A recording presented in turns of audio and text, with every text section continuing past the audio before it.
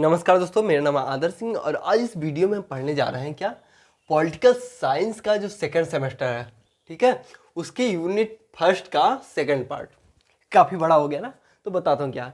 जो दिल्ली यूनिवर्सिटी है, ठीक है, जो दिल्ली विश्वविद्यालय है, उसका एसओएल का सिलेबस देखिए या फिर रेगुलर का सिलेबस देखिए, उसमें हमको पता चलेगा कि जो सेकंड सेमेस्टर हमारा ना भैया, उसका जो यूनिट फर्स्ट है, हाँ, उसका पूरा कंप्लीट नाम क्या है कि approaches to study of the Indian politics. जो हमारा भारतीय राजनीति है, इसको पढ़ने का, देखने का, समझने का जो नज़रिया है, दृष्टिकोण है, अप्रोचेस है, वो क्या है। तो उसको ऑलरेडी मैंने फर्स्ट पार्ट में कवर किया है। डिस्क्रिप्शन में जो है लिंक है, जाइए उस वीडियो को जरूर देखिए, तब इसको समझ, इसका जो सेकंड पार्ट है ये समझ में आएगा। और सेकंड पार्ट जो है वो कह रहा है कि नेचर ऑफ स्टेट इंडिया में क्या है, कि जो भारत है, ठीक है, इसमें राज्यों की प्रकृति क्या है, कि कैसे कैसे राज्य है यहाँ पर। तो इसमें तीन चीज़ों के बारे में हमारे सिलेबस है। पहला है लिबरल, दूसरा है मार्क्सिस्ट और तीसरा है गांधीयन। ओके, तो इस वीडियो में हम मेनली फोकस करेंगे लिबरल पे। ओके, तो यही है सेकंड पार्ट हमारा। फर्स्ट पार्ट मैंने बताया कि जो इसका फर्स्ट पॉइंट था उसको हमने कवर किया कि approaches to study of the Indian politics, भारतीय राजनीति को देखने का जो दृष्टिकोण है वो कैसा कैसा, उसके बारे में हमने अच्छे से देखा। बहुत गजब का लेक्चर, जरूर देखिएगा, जाइए डिस्क्रिप्शन बॉक्स में। ओके, तो इसको समझने से पहले भैया सबसे इंपॉर्टेंट क्या है, स्टेट को समझना। क्योंकि नेचर ऑफ स्टेट, जो राज्य है उसकी प्रकृति की बात हो रही है भारत में, तो इसमें तीन जो हमारे दिए हैं इसको तो हम पढ़ेंगे ही पढ़ेंगे, लेकिन साथ ही साथ इसमें जो स्टेट वाला शब्द है ना, इसका जो इंट्रोडक्शन है, इसको समझना बहुत ही ज़्यादा इंपॉर्टेंट। ये अगर नहीं समझेंगे तो मज़ा नहीं आने वाला। तो फिर चलिए समझते हैं। तो स्टेट क्या होता है, अगर हम राजनीतिक तौर पे देखें, ठीक है, पॉलिटिकली अगर हम देखें तो ये एक तरह का मशीनरी है, ठीक है, एक तरह का मशीनरी है जो इस्तेमाल किया जाता है क्या करने में, इम्प्लीमेंट करने में लॉ और regulation of a government and for political decision is called state. Okay, तो स्टेट जो शब्द है ना, स्टेट जो शब्द है या फिर स्टेट जो सभ्यता है, सॉरी, जो स्टेट का मतलब जो राज्य है, इसका इस्तेमाल होता है किस लिए, जो पॉलिटिकल पार्टीज हैं या फिर गवर्नमेंट है या फिर पॉलिटिकल जो डिसीजन है उसको ज़मीन पर उतारने के लिए, ठीक है, सोसाइटी में लाने के लिए इसका इस्तेमाल किया जाता है। किसका, स्टेट का। बहुत ही इंपॉर्टेंट है, साथ ही साथ बहुत ही पॉपुलर है स्टेट, ठीक है, मोस्ट इम्पॉर्टेंट वर्ड है हमारे पॉलिटिक्स का, क्या, स्टेट। तो अभी हमने क्या जाना कि जो पॉलिटिकली अगर हम देखें तो स्टेट एक मशीनरी है जिसका इस्तेमाल किया जाता है इम्प्लीमेंट करने में, क्या इम्प्लीमेंट करने में, लॉ और रेगुलेशन जो गवर्नमेंट ने या फिर पॉलिटिकल डिसीजन द्वारा हमारे सोसाइटी में लाना है, उसी के स्टेट के माध्यम से हम लेकर आते हैं। और स्टेट जो है मोस्ट इम्पॉर्टेंट पार्ट है पॉलिटिक्स का। ओके, हमने बात किया कि पॉलिटिक्स जो है, राजनीति जो है, उसमें बहुत ही इम्पॉर्टेंट है क्या, स्टेट। और इसके साथ ही साथ यह भी हम आपको बता दें कि जो 20th सेंचुरी था, ठीक है, तो 20th सेंचुरी था, उसमें क्या था कि स्टेट का जो स्टडी होता था, हाँ, वो पॉलिटिकल साइंस का एक इम्पॉर्टेंट पॉइंट होता था, ठीक है, एक फोकल पॉइंट होता था। अधिकतर लोग क्या है, स्टेट पे स्टडी करते थे, जो राज्य है राज्य पर स्टडी करते थे, राज्य को पढ़ते थे, समझते थे। तो पॉलिटिकल साइंस का एक इम्पॉर्टेंट पार्ट होता था, एक बॉन्ड था पॉलिटिकल साइंस का, हाँ, और स्टेट की जो स्टडी थी उसका।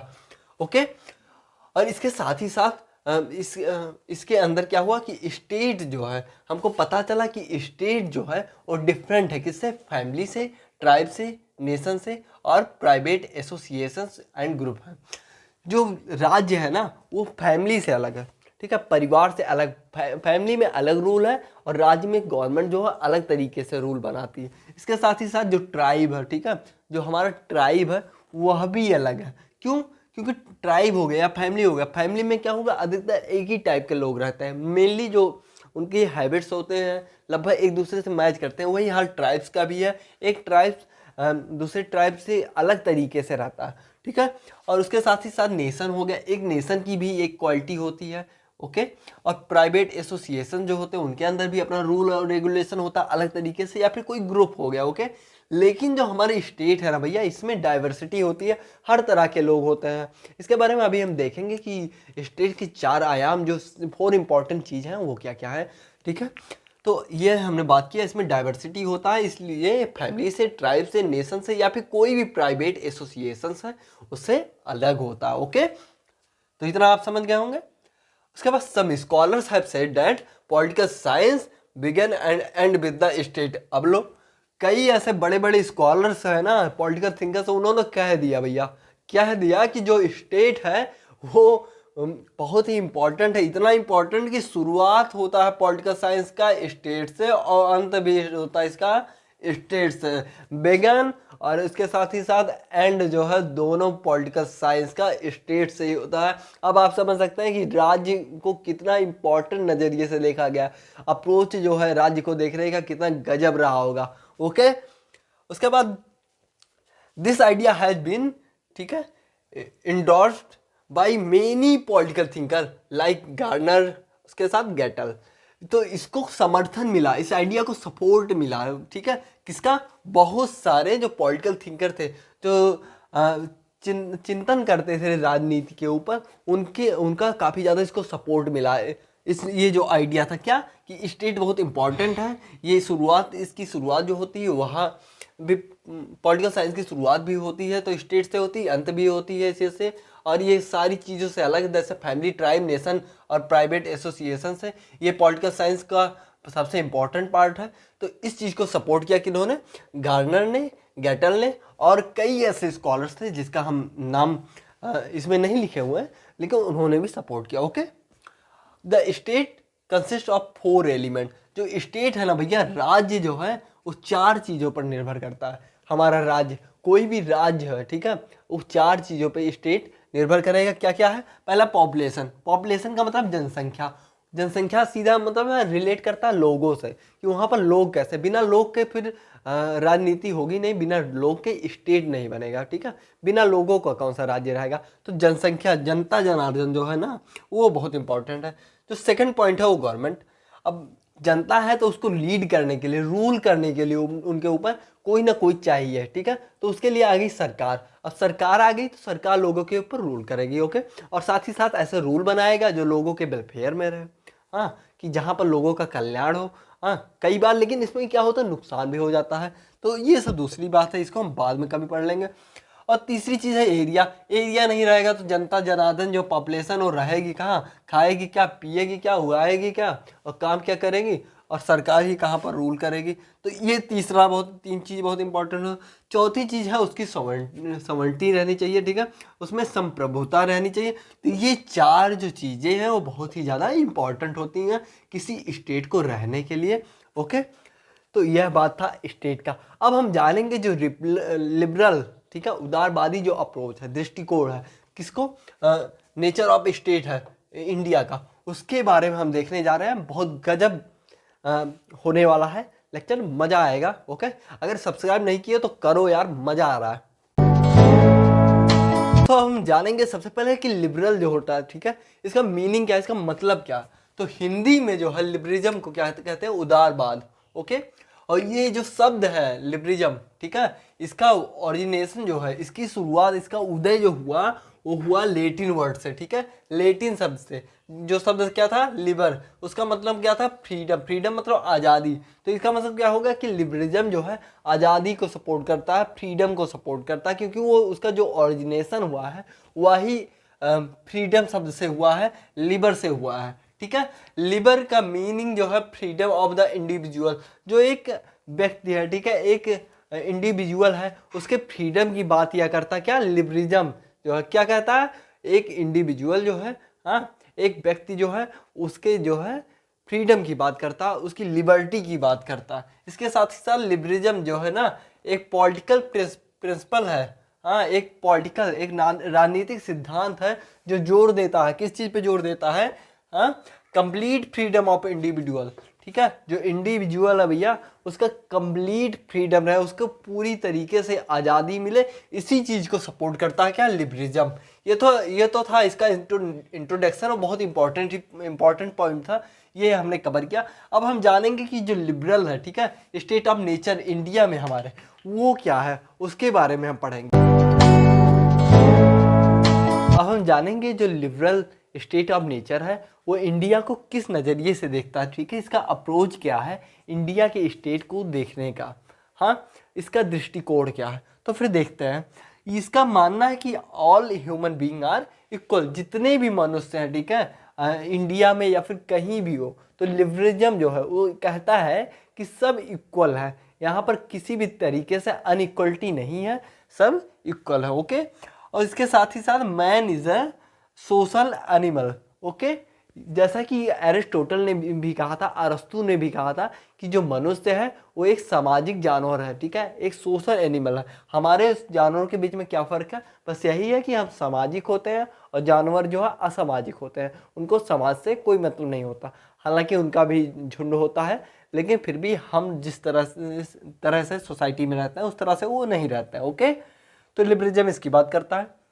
तीसरा जो पॉइंट है वो कह रहा है कि a person needs some right, okay, for his development he can not be taken away. एक जो इंसान होता है, ठीक है, एक इंसान को जो है अधिकार चाहिए, हाँ, अधिकार चाहिए, कुछ अधिकार चाहिए ऐसे जिसकी वजह से उसका विकास हो सके उसके जीवन में, और इस विकास को उससे दूर नहीं किया जा सकता। ये बहुत ही ज़्यादा इंपॉर्टेंट है। बिना विकास के, बिना राइट के जो है ना, बिना राइट, बिना अधिकार के जो है उसका डेवलपमेंट नहीं होगा। तो अधिकार उसके जीवन में बहुत ज़्यादा जरूरी है। द लॉ इज सुप्रीम, जो लॉ है, ठीक है, जो कानून है वो बहुत ही ज़्यादा सुप्रीम है और सर्वोच्च है। इसका मानना है कि लॉ से बढ़कर कुछ नहीं होता है। लॉ बहुत इंपॉर्टेंट है हमारे स्टेट में। लॉ लोगों को जो है पकड़े रहता है और गलत चीज़ों से बचाता है। तो जो लिबरल स्टेट ऑफ नेचर है इस चीज़ों की बात करता है हमारे इंडिया में। ओके, लिबरलिज्म जो है वो कहता है, जो लिबरलिज्म है, जो लोग उदारवादी होते हैं, जो इस उदारता को सपोर्ट करते हैं, लिबरलिज्म को, वो कहते हैं कि it is a good to have a government which interfere minimum, ठीक है, ये मिन जो लिखा है minimum in a person's life. ये लिबरलिज्म जो है ये कहते हैं कि जो ऐसी सरकार होनी चाहिए जो लोगों के लाइफ में कम से कम इंटरफेयर करे। बहुत ज़्यादा मतलब एक तरह से कह सकते हैं कि निगेटिव लिबर्टी को ये सपोर्ट कर रहे हैं।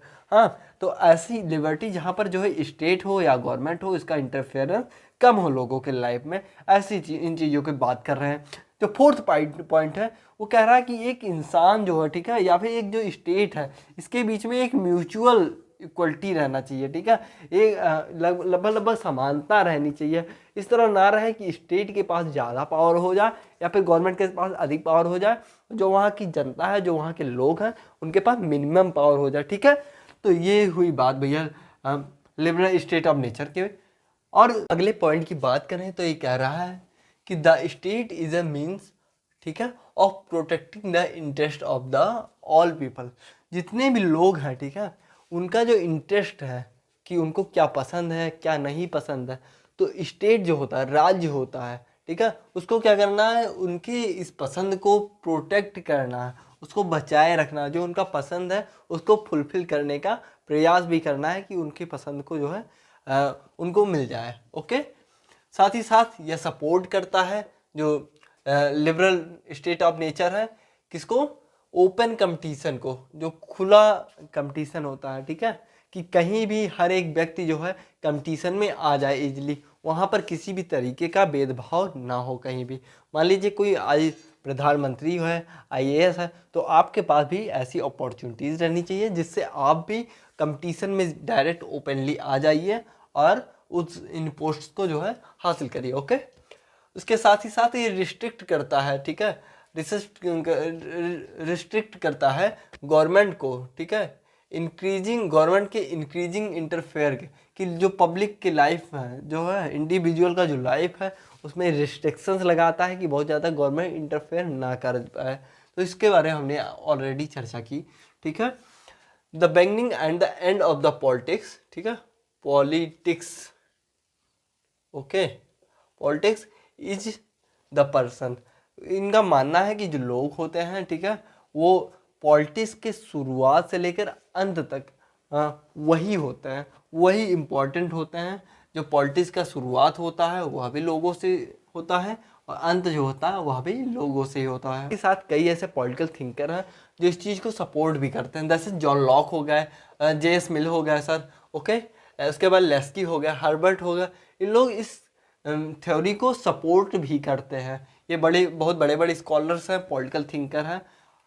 और इसके साथ ही साथ इनका मानना है कि the society is full of diversities और conflict is bound to happen.